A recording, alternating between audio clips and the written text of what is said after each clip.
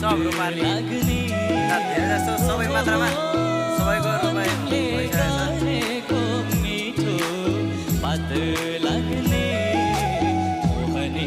ढिल्लो सरकार कता हो?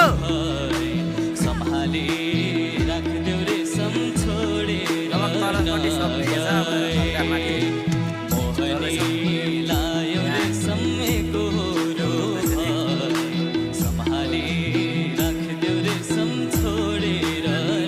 गइरहेको त झिल्के रोपाइ छ भने है।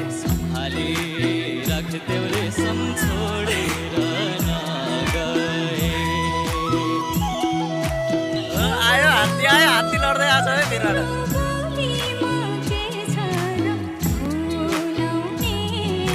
ल बिउडा खै बिउ फालम रोपाइको दिन यस्तो छ माहौल।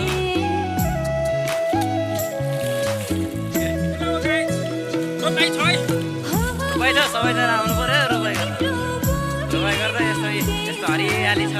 मस्तको सुन्दर दुनियाँमा यस्तो आनन्दसित रोपाइ गरेर मस्तले 1 वर्षको लागि खाना ढुक्क सबैलाई खानालाई पुर्याउन नि सकिन्छ, आफूलाई खाना लागि ढुक्क हुन्छ। अहिले सालको अब धान यही हो कि कस्तो हुन्छ 2083 साल आज कति 3 महिना 25 गतेको दिन अटोवाला दिलबहादुर सापकोटाको खेतबारीमा आज रोपाइ कार्यक्रम चलिरहेको छ। अब केही छिनपछि नास्ता आउँछ, त्यसबारे पनि गर्दै गरौँ ल। अहिले लागि हेर्दै जानु वन वरिपरि भन्छ बिचमा खेल्छ, यस्तो मजा आएको सिर हावा चलेर माथि कालो बादल निलो गर्दै आएको छ, तर पानी परेको छैन। गाईहरू त्यस्तै छ। आमाले त मलान्दै हुनुहुन्छ। अब म नानी देवी गरेर हातमै गर्नु नानी होइन आमाले मलाल्नु। आमा के गर्दै हुनुहुन्छ? मलान्दै हुनुहुन्छ?